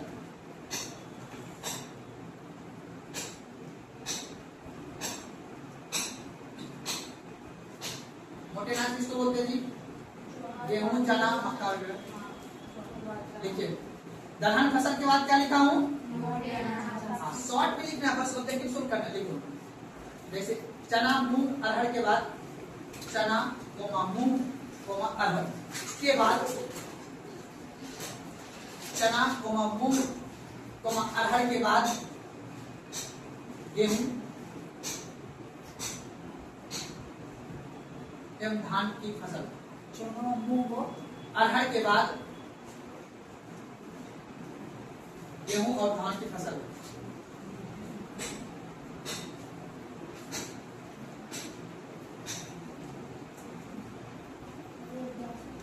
ठीक है ना? और लास्ट अधिक पानी के बाद कम पानी वाली फसल। अधिक पानी के बाद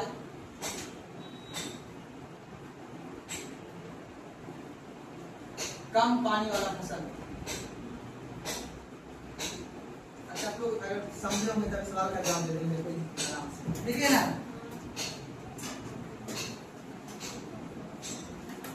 अच्छा ये बताइए रंजन जी, पहले गेहूं होगा कि पहले धान होगा इसमें? कोई नहीं बोलना है। हमें टॉपिक दिया, आपको पॉइंट दिया है, अधिक पानी के बाद कम पानी वाले फसल। पहले धान होगा और ना, तुम्हें सही है ना? गेहूं कब होता है? कम पानी जगह गेहूं हो जाएगा, कोई दिक्कत नहीं, टेंशन नहीं लेना है। और धान को तो पूरा डुबा को देना है, नहीं देगा तो धान पहले धान।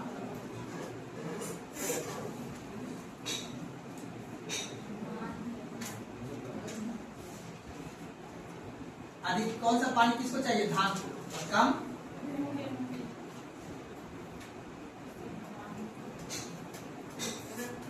कोई दिक्कत समझ में ना?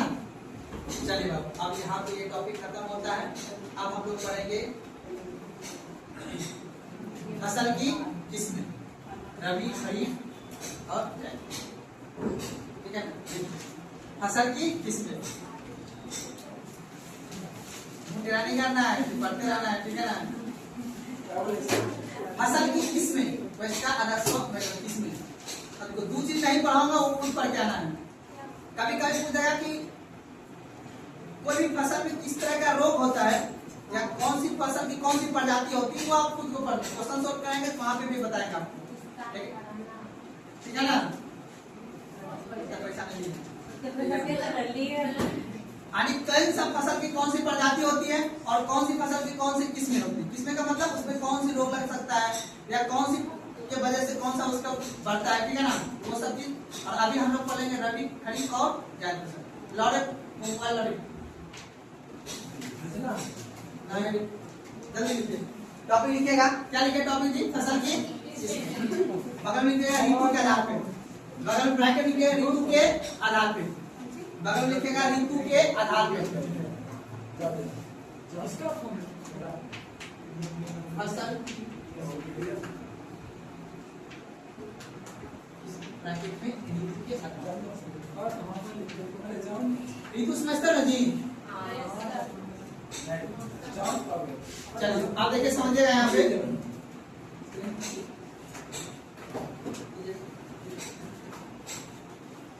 लिखिएगा।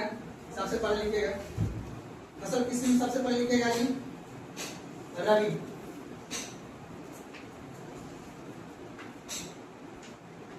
रबी फसल, उसके बाद लिखे खरीफ, उसके बाद लिखे जायद।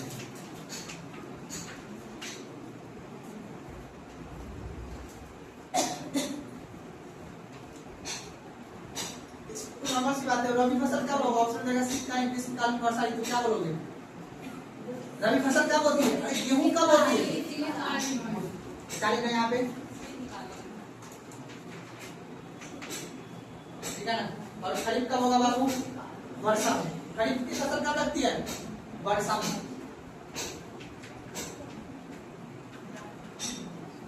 वर्षाकालीन।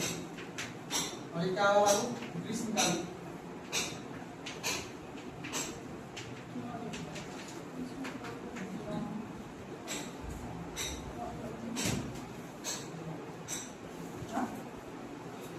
ठीक है जी। तो इसके बाद गेहूं, जौ, चना, मटर, सरसों, मसूर, आलू,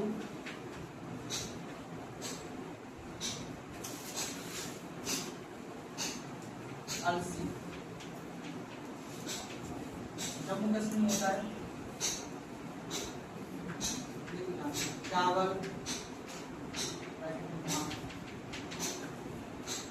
ज्वार, बाजरा, मक्का, तिल, मूंगफली,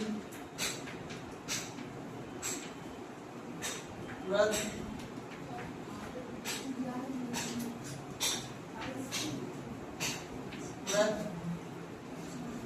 कपास, रागी, सोयाबीन।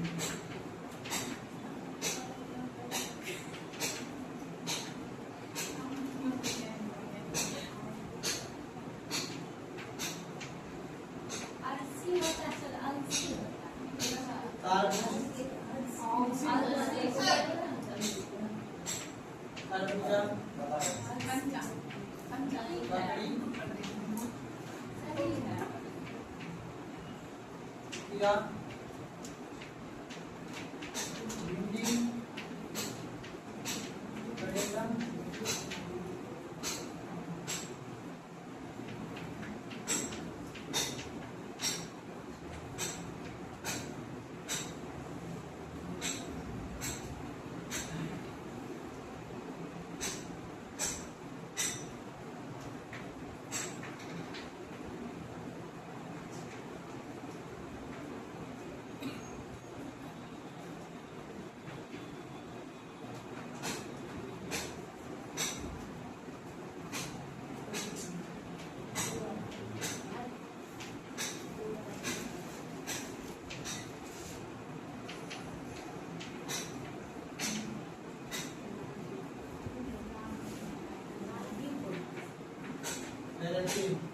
तारों पे बात करते हैं ना।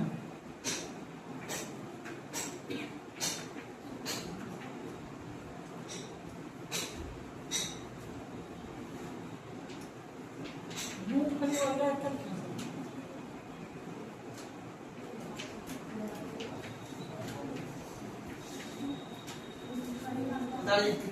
मूंगफली वाला आप मूंगफली बात उड़द, कपास, रागी, सोयाबीन। सब्जी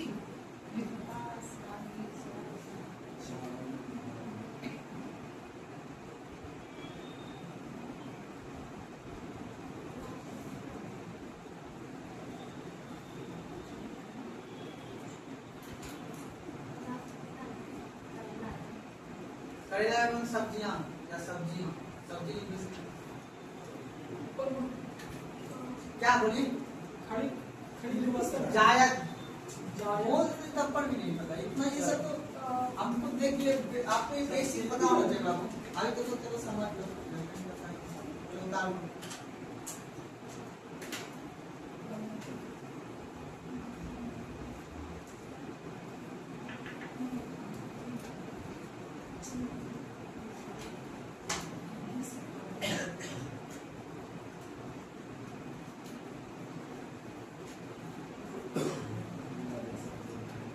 गन्ना नकदी फसल है ना?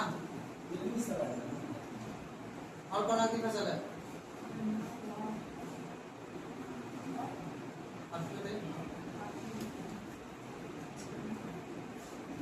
नोट लगा के लिखते गन्ना नकदी फसल और ये लग पहले बता दीजिए बुआई समय अक्टूबर नवंबर, ठीक है। कटाई वाला मार्च जून, उसी तरह फिर बुआई कटाई बता दिए आप रेगुलर आते हैं?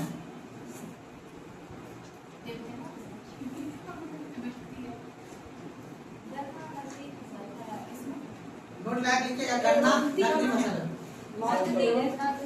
सब्जी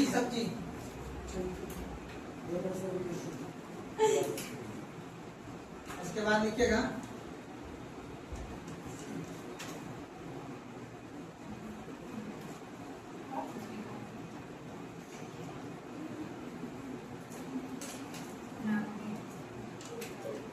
हो गया ना?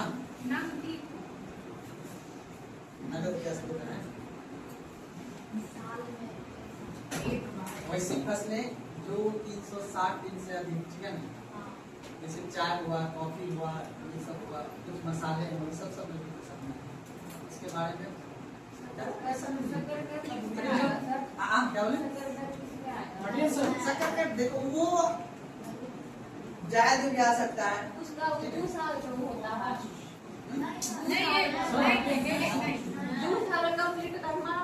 चलिए अब आगे बात करते हैं। तुमको दिखे ना जी, आपकी याद रखे रबी फसल का होता है बाबू शीतकालीन, कौन सा फसल है बाबू? शीतकालीन फसल। शीतकालीन बोले तो बात नहीं करना, शीतकालीन फसल, ठीक है ना। और ये खरीफ फसल का होगा वो वर्षा ऋतु, और वो ग्रीष्मकालीन। जब हमारे शरीर की तापमान मतलब कहने मतलब पानी की मात्रा ज्यादा होगा तो पानी वाला, याद है ना, तरबूज हो, खरबूजा हो, ककड़ी हो, खीरा हो, ये सब चीज कब मिलता है बाबू? गर्मी की ऋतु में। अर्थात कहने का मतलब कौन सा फसल है? जायज फसल है। यहाँ तो कोई दिक्कत समझे ना? लिखो विभिन्न कृषि क्रांति, विभिन्न कृषि क्रांति, टॉपिक के विभिन्न कृषि क्रांति, फटाफट लिखो तुम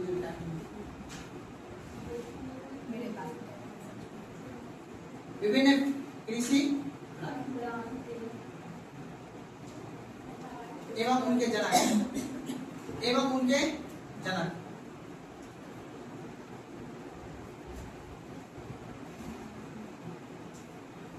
एक तरफ लिखो क्रांति, एक तरफ लिखो फसल।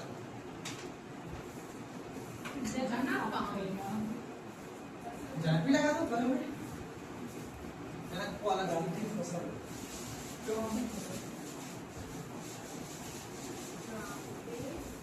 याद बात कर लेना है, ठीक है। थोड़ा थोड़ा मेहनत करके कितना टाइम हुआ देखिए कोई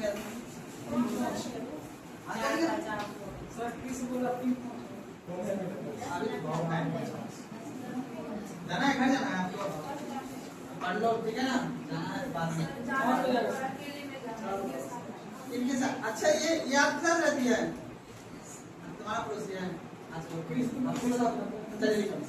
एक का लिखेगा श्वेत क्रांति, श्वेत क्रांति, आराम से करना, श्वेत क्रांति।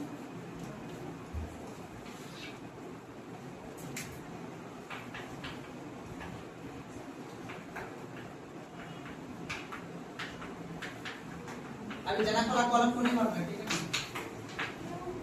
देखिए पहले श्वेत क्रांति, इसके लिए और श्वेत मतलब उजला, उजला मतलब दूध उत्पादन, दूध उत्पादन, ठीक है, ठीक है ना। उसके बाद चलिए हरा भरा, क्या बाबू? हरा भरा, हरा भरा मतलब हरित क्रांति, हरित क्रांति किसके लिए होगा? खाद्यान्न। हरा भरा क्या होता है? गेहूं और खाद्यान्न, लिखे।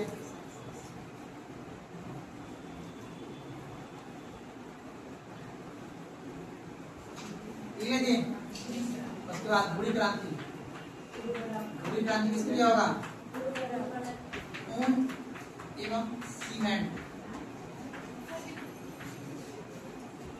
उत्पादन।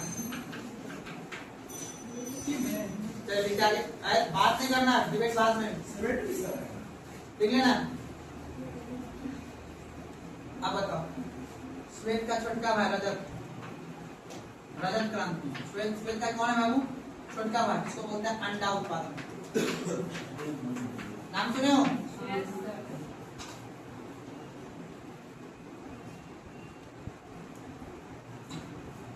अब मतलब मीठी क्या होता है? मीठी क्या होता है? शहद। क्या होता है? मीठी क्रांति,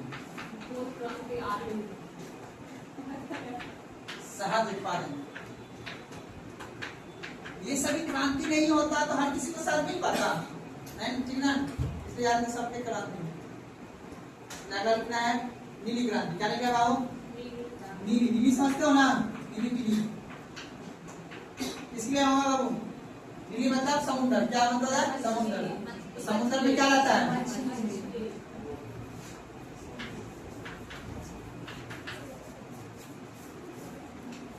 अब कोई दिक्कत है समझना ना? आगे बढ़े। अब यहाँ पे गुलाबी क्रांति, ये मेरे तरफ से गुलाबी।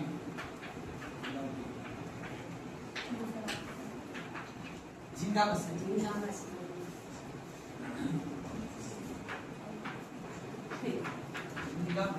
कौन सा होता है झींगा मछली जी?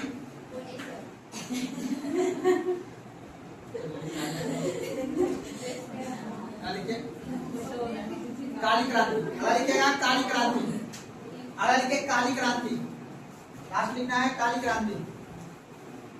काली क्रांति, काली क्रांति बोले तो पेट्रोल, पेट्रोल उत्पादन, पेट्रोल उत्पादन।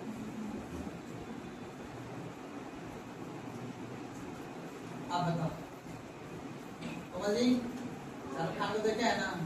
सरसों, सरसों खेत, सरसों खेत क्या होता है? सरसों खेत पीला होता है ना? पीली क्रांति, तिलहन उत्पादन। पीली क्रांति में शामिल क्या लिखना है? तिलहन मतलब ऑयल, तिलहन उत्पादन।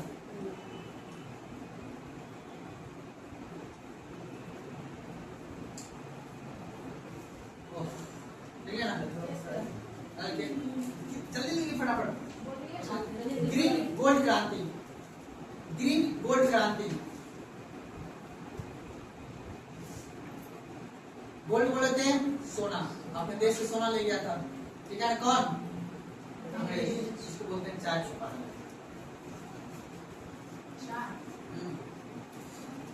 तो बोलता है इतिहास में कि इंडिया एक सोना चाहिए, तो सोना चाहिए कैसे था? सोना था यहाँ पे, तो फिर पहले हम सोचते सोना का चिड़िया नहीं था यहाँ। यहाँ पे मसाला और चाय की खेती ज्यादा होता था, तो उसका पैसा जो है ना सोना के बराबर था, उसका वैल्यू, ठीक है ना? इस वजह से इनको हमको क्या बोलते थे? भारत देश को सोने का चीज। तो इसका हम लोग निर्यात करते थे, तो उसके बदले वहां समय क्या मिलता था? सोना मिलता। आज भी हमारा देश सोने का आयातक है, तो दिखाया भी हम लोग सोना दूसरे देश पर निर्भर है, हमारे देश में उतना उत्पादन नहीं होता है, ठीक है? ठीक है। अब बताओ लाल क्या होता है जी? टमाटर। क्या होता है लाल? लाल क्रांति। और लाल क्या होता है? मांस। टमाटर एवं मांस उत्पादन। लाल क्रांति टमाटर एवं मांस उत्पादन।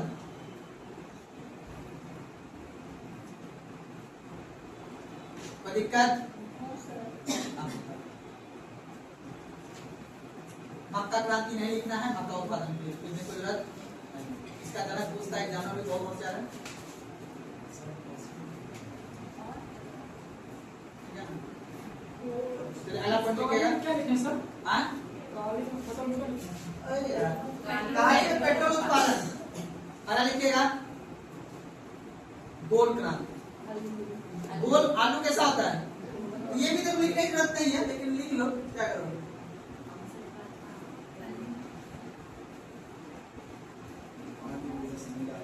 बस इंपॉर्टेंट बात देखो, बादामी क्रांति। ये पूछता है मसाला उत्पादन, बादामी क्रांति, मसाला उत्पादन।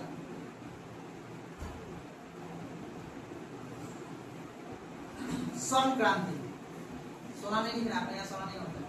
स्वर्ण क्रांति लिखेगा शहद एवं बागवानी उत्पादन। बागवानी में फल, सब्जी, उपजी सब आ जाता है। स्वर्ण क्रांति शहद एवं बागवानी। अब दो लिखते हैं फाइबर, दो क्या लिखना है?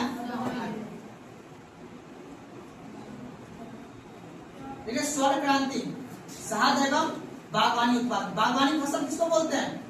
जहां फल और सब्जी का उत्पादन किया जाए उसे क्या बोलते हैं? बागवानी। लगा के सिल्वर फाइबर क्रांति, सिल्वर फाइबर क्रांति, सिल्वर फाइबर क्रांति,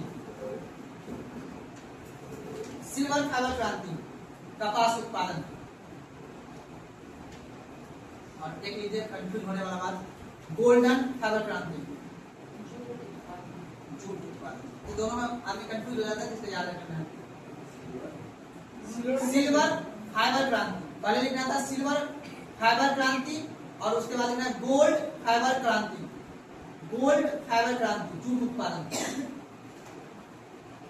और सबसे इंपॉर्टेंट बात, ईस्ट वाले के लिए हमने ये काम किए हैं, जो पूर्वोत्तर के राजा ना हम लोग का, उसको हमने बोला है हरित सोना क्रांति। देखिए हरित सोना क्रांति, हरित सोना क्रांति, हरित सोना क्रांति बांस उत्पादन।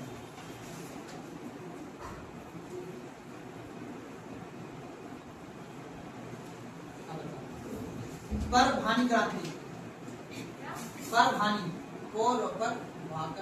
परभानी क्रांति भिंडी उत्पादन।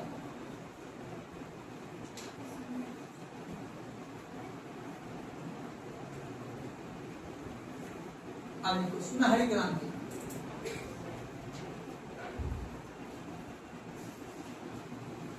फल कोमा शहद एवं बागवानी उत्पादन, कोमा शहद एवं बागवानी उत्पादन। और लास्ट लिखिए कृष्णा क्रांति,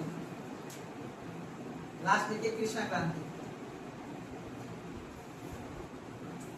बायोडीजल उत्पादन।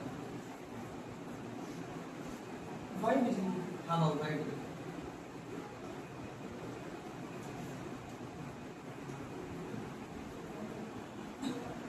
कोई दिक्कत? आप ढूंढ ढूंढ के पास लिख लेना है जनक का नाम, ठीक है? अपने पास नहीं लिखा होगा और देखिए रजत क्रांति जहाँ लिखा है ना, इसके सामने लिखिए इंदिरा गांधी, जनक। अच्छा ठीक है, कल जनक वाला लिख के आइएगा और उसके बाद प्रजाति का भी नाम लिख के आइएगा, ठीक है ना? तो कल जो है इतना चीज कर लेना और कल बोर्ड पे सबको लिखना है। कल फसल की किसमें से टॉपिक होता है समझा नहीं, बैग दिखा दिए। कल संडे, मंडे को भी लेंगे, ठीक है ना? मंडे भी जाओगे सर? और तो हिसाब से थोड़ा सा काम कर लेंगे।